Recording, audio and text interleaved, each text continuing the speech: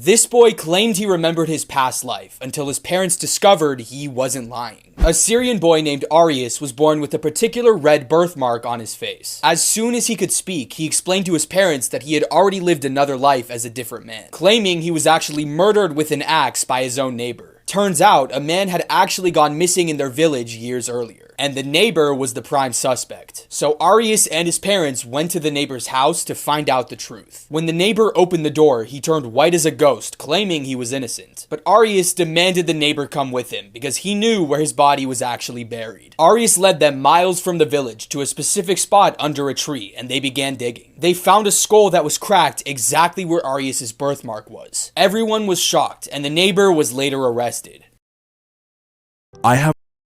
So I found something on the internet that most people have not seen. This is the only known photo of Cherie Glenn. This is a leaked booking photo. It's from like back in the 80s when she was one of the most famous cannibals in the US before she was caught by police. The reason the photo was leaked is because at the time, her appearance was considered so disturbing for most people that it was decided that they would conceal her booking photo as well as her interrogation footage. Even the nature of her crimes is not public information that was also sealed in the affidavit, as it was described as highly grotesque and complex. Even today, there's not much public information that's known about where she's being held, and that leaked photo is the only image that has ever been seen of one of America's most terrifying women. Frank Selak, known as the luckiest unlucky man that has lived, seemed to have a superpower of surviving everything life and death threw at him.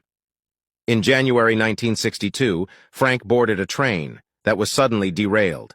The train plunged into an icy river. While 17 other passengers drowned, Frank survived the fall and swam ashore with a broken arm and hypothermia. A year later, while on his first and only plane ride flying from Zagreb to Rijeka, the back door blasted open, sucking everyone into the sky, killing 19 people. Amazingly, Frank landed on a haystack with only minor scratches. 4 years later, Frank boarded a transport bus. The bus skidded and plunged into a river, sinking all the way down. Yet again, Frank survived the fall and swam to the surface, then to the shore with a few cuts and bruises. In 1970, Frank was driving his car when an engine failure ignited the fuel tank, bursting the car into flames. Frank jumped out of the vehicle just before it exploded. A few years later, the same thing happened with his new car. While his hair was completely singed, Frank otherwise exited the vehicle safely. In 1995, he was hit by a city bus and then again by a truck. He survived that freak accident too. In 1996, he was involved in a head-on collision on a mountain curve. Frank was not wearing a seatbelt and was ejected out of the car, clinging to a tree branch as he watched his vehicle fall 300 feet. 2 days after his 73rd birthday, Frank won the lottery for $1.1 million. At the time of his win, he also married for the 5th time. There has been an absolutely horrific murder this week that was live streamed on Instagram. This case is extremely disturbing, so please be warned before watching. On Friday, 12,000 people watched a Bosnian bodybuilder kill his wife on Instagram Live. 35-year-old Nermin had been abusing his wife during their marriage, and the pair had a young child. On Friday morning, he took to Instagram Live to tell his followers that they could witness a live killing. Absolutely horrifically, he turns the camera to his ex, whose face is completely covered in blood and disfigured. He calls her a derogatory name and blames her for her own death because she reported him to police. Disturbingly, you can hear the child crying in the background. He then tells his followers that he's the child's father and his ex had hidden the toddler from him for over a week and reported him to police for DV. So, in my opinion, yes, she's taking steps to keep her and her child safe from you. After shooting his wife in the head on Instagram, he then goads his followers saying, "Someone come and save the child." A police chase then began and he went on a shooting rampage. He continued to film and tells his viewers that he's killed 2 other people who actually turned out to be an innocent man and his young son. He also wounded a police officer, another man and a woman while on the run.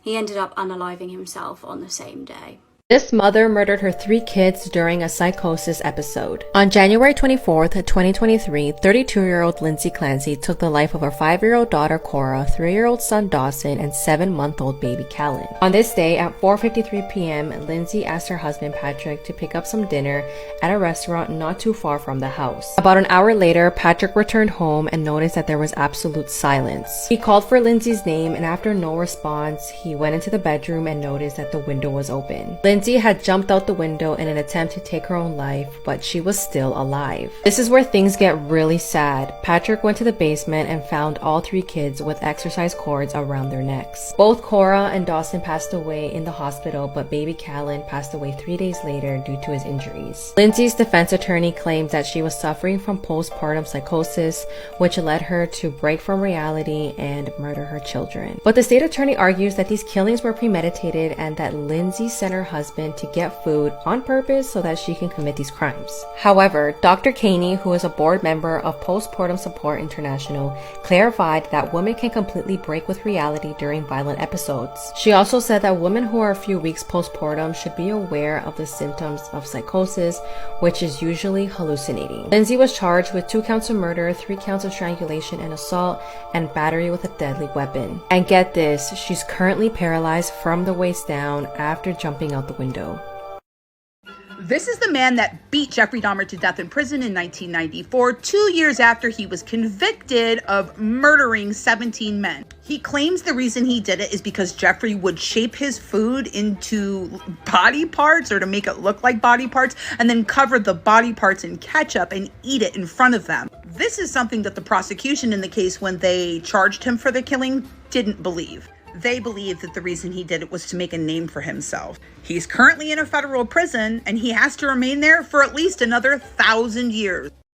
This mother hid sticky notes in her daughter's sock to be saved from captivity. This 28-year-old mother and 2 kids, 7-year-old daughter and a 4-year-old son, Mason Dominguez, were held captive by a man named Brandon Tusland. This all started in January 2021 when the father of the 2 kids, Eli Dominguez, passed away from pneumonia. The mother was happily married to Eli, but since his death, she began to struggle financially. That's when Eli's former friend, Brandon, offered to support her and her 2 kids. In March 2021, the mother and 2 kids moved into Brandon's home, and that's when he became controlling and abusive. He alienated her from her family, made her quit her job, and confiscated her phone. He put locks on the bedroom doorknobs, installed motion sensors, and duct taped her to the bed. She was also handcuffed when she rode in the car with him. But one day, the mother spotted a sticky notepad and a pen in his car, and that's when she began a weeks-long plan to seek help. The mother found the perfect chance to put a sticky note in her daughter's sock, and on February 22nd at 8:40 a.m., the 7-year-old girl went to school and gave the sticky note to her teacher. The note said that her mother was being held against her will and she needed help right away. School officials notified authorities and Brandon was arrested right away. But it doesn't end there. This is when things get super disturbing. Brandon kept her kids away from her most of the time, and especially when she was locked up. And she actually had not seen her 4-year-old son, Mason Dominguez, since December 11th, and she suspected he was dead. When the mother lost full contact with her son, she knew she had to find a way out to save her and her daughter. When police searched his house, they found the remains of 4-year-old Mason Dominguez in his freezer in his garage. This is the case of Taylor Parker, a woman who stabbed a pregnant woman 100 times and then cut her baby out of her womb. Reagan and Taylor were Facebook friends, but they also spent some time together in real life. About a year before the incident, together they took pictures for another couple of their engagement and wedding photos. And the day before the incident, Taylor actually brought Reagan a baby gift and a Starbucks coffee. On October 9th of 2020, a Texas state trooper pulled over Taylor at 9:37 a.m. When he walked up to her in the car, he saw a baby that was still attached to an umbilical cord and the other half of the umbilical cord in her pants. She said that while she was driving, she had given birth to the baby and that the baby's heart had stopped beating, so she gave it CPR. So the police rushed her to Isabella, Oklahoma.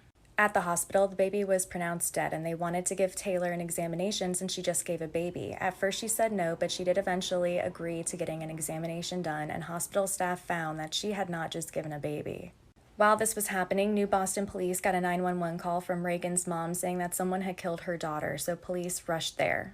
When they got there, they found Reagan Hancock laying face down on the ground with blood all over the room. When they flipped her over, they found that the baby was no longer in her womb. It had been cut out with a scalpel, and the scalpel was still lodged in her neck, and her 3-year-old daughter was there when it happened. When her body was examined, altogether they found that she had 100 stab wounds and her skull was bashed in with a hammer, on top of having a ton of defensive wounds on her arms and hands. Once the hospital staff determined that she did not just have a baby, she admitted to the police that she got into an altercation with another woman and abducted her unborn baby. Taylor was arrested while she was still at the hospital 50 miles away from where this abduction and murder took place, and she was charged with first-degree murder and kidnapping. Turns out that same morning she had a gender reveal party and she told her family that she was leaving so that way she could pre-register to get her labor induced.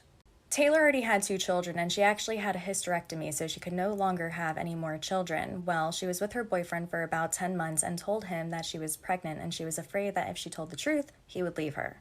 While she was faking her pregnancy, she had fake ultrasounds and she also took a lot of pictures with the fake baby bump. Well, at her arraignment, she pled not guilty to the first-degree murder and kidnapping. In October of this year, 2 years after the murder had taken place, her trial began. Her trial concluded after 3 weeks, and when the jury went back for deliberation, it only took them an hour and 15 minutes to come up with their decision. They had concluded that Taylor was guilty of first-degree murder as well as kidnapping and the death resulting to that baby, and she was just sentenced with the death penalty. Taylor is now just one of 7 women on death row in Texas. This is a true horrifying story of a viewer that saw one of my videos and did not take my warning seriously. A TikToker by the name Ali watched the TikTok series that warns viewers about one of the world's most dangerous books, Shams al-Ma'arif. Ali was able to get his hands on an original copy of this book. He disregarded the warnings and he read a small section of the book. This is a quick recap on what this book really is. I posted a few videos explaining the dangers behind this book. One of the parts is part 25.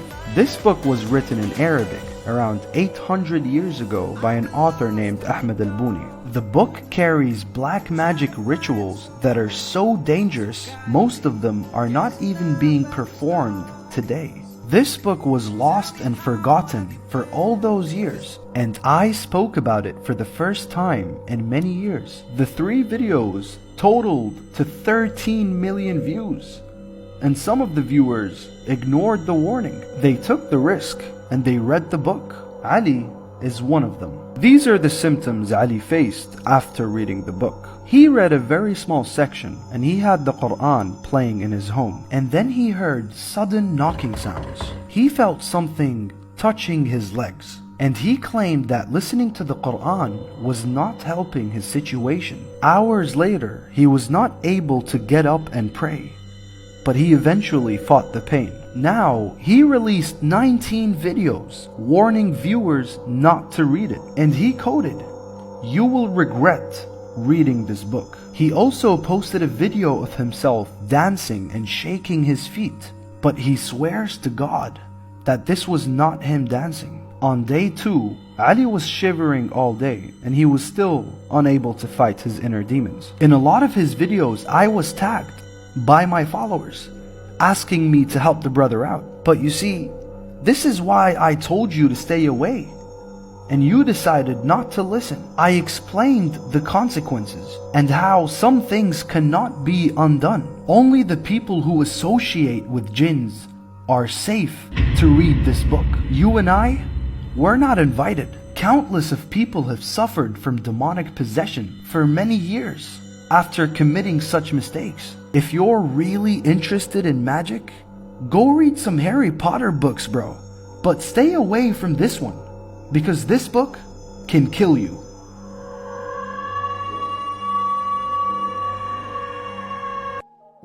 Part 2 of The Girl Who Faked Her Own Abduction. The story gets pretty insane from here. So the police matched the DNA to a man named James, one of Cherie's ex-boyfriends. Police show up to his house with a load of questions, and finally he started talking. James confessed that in 2016, Cherie got in contact with him, claiming that her husband was extremely abusive. He told her he was willing to help her, and she asked him to rent out a car and pick her up. He wanted to help her disappear. During this time, she stayed at his house and slept in his bed while he slept on the couch. He said that it wasn't long before she started acting erratically. She would stay in his room in the dark. She wouldn't eat. She was losing a ton of weight. She would sit and watch news reports about her own case. She then started hitting herself with objects to create a bunch of bruising all over her body. And she cut her hair off. Very gone girl. Nearing the end of her stay, she asked him to brand her. And he was like, I don't want to do, that's going to hurt you, no. But she begged him to go and buy the supplies. There's evidence of all this, by the way. She had a secret Pinterest board where she was researching what branding tools to use. And the Pinterest board was called Gift Ideas, so no one would look there, but they eventually found it. So he helped her brand herself. And then apparently one day, it was Thanksgiving, she decided that she missed her kids and she wanted to go home, so she asked him to just drop her off in a remote area. Now this story had a lot of evidence to back it up, and he passed a polygraph test. Police also realized that the room that she was staying in his house was the room she was describing, just minus the boarded up windows and stuff like that. That's why she was able to describe the room so vividly, because she was in a room. It just didn't have boarded up windows and she wasn't chained to the closet. It's 2020 at this point, and they found her in 2016. That is so many years of wasted police time. And so they brought her in and sat her back down. The reason why you can describe the room is because you stayed in the room in the dark for hours, for days on end. The reason why you lost so much weight is because you stopped eating. The reason why you got a rash on your arm is because you cleaned his house. The reason why the brand is because he went to the store, bought the branding tools, and branded you. The reason why your nose was... Safe to say they had her cornered. I feel so bad for her husband, Keith. Like, oh my God. He was completely tricked. And he really stood by her side that whole time. So she eventually caved, and she admitted that she lied. Unfortunately, we never got the why. Like, why did she do this? Attention? She entered a plea deal and only got 18 months. I'm running out of time, but here's some more information. I hope you enjoyed this video. Bye-bye.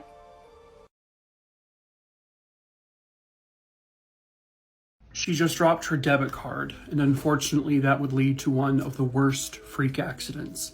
Viewer discretion is advised. Pictured here was 23-year-old Victoria Strauss. She lived in the Columbus, Ohio area. She was a beloved daughter, a beloved sister. She was described as vibrant, energetic. She was funny, she was caring, and she was someone who loved to express herself through dance. She was a fantastic dancer. She participated in dance competitions all over the country. She's won several awards.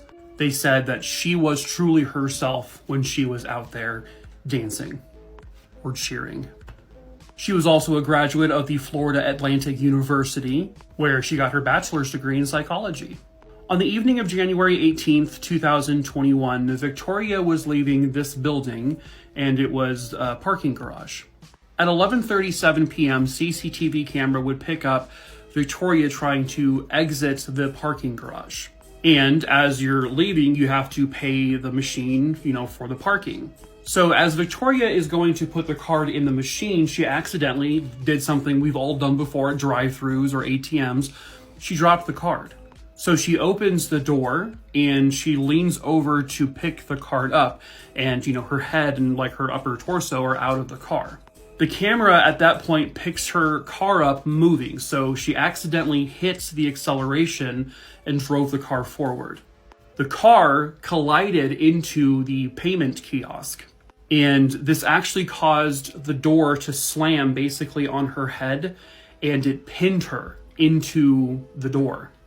And at that point, she was unable to do anything to back the car up because she couldn't reach the thing to reverse the car or anything. She wasn't discovered until approximately 5:30 the following morning, and when police arrived with ambulance, she was pronounced dead at the scene. And that's when they were able to pull up footage and see exactly what happened. About 2 months after she passed, the coroner report would come out that said that she suffered from mechanical asphyxia, which is basically when something causes you to stop breathing. but her actual cause of death was blunt force trauma to her head. I don't know if this was like an immediate type death or if it took a certain amount of time. I'm not sure. But it's just a situation where you're like, you don't think this could ever happen. We've all dropped our cards at machines and drive-thrus, like I said. And most often than not, we're not aware that our foot is still on the pedal, right? Or near it. I never really knew that this is something that could happen until now. So now I can say that because of this story, now we can make sure we know to, take our foot away. It's very tragic. How many of you guys remember this girl? She went absolutely viral in 2020 for making faces in court. But before we get into her story, my name is Ashley, and if you guys like crime, creepy, and unbelievable stories, check out my YouTube channel or my TikTok for more content. So this girl's name is Isabella Guzman, and in 2013, she fatally stabbed her mother over 79 times. The video that went viral was actually from 2013, but somehow it took 7-8 years for it to reach mass audience. So initially, Isabella was quite young when she started exhibiting a lot of behavioral issues. She was living with her mother at the time, but when she was 7 years old, she was sent to live with her father. After a few years went by, her father then sent her to go live with her mother again when she was a teenager. And in August of 2013, the relationship between Isabella and her mother quickly deteriorated.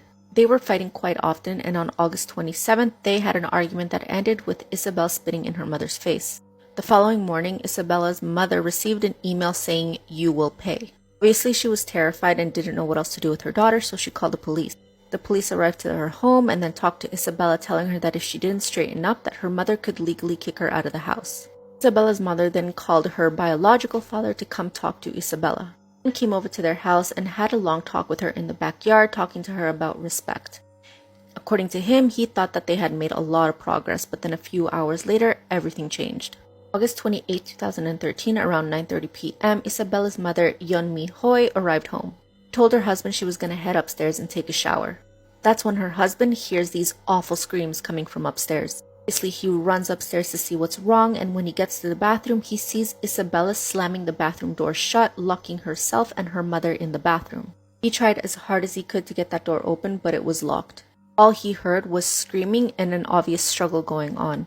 Then he saw blood seeping through the bottom of the door and called 911. Then, as the door was opening, he heard his wife say the word Jehovah, and then Isabella walked out of the bathroom with a bloody knife. Apparently, Isabella didn't say a single thing, just stared at him and walked away like nothing had happened. He runs into the bathroom to check on his wife when he discovers that she had been brutally stabbed 79 times. Unfortunately, she passed away.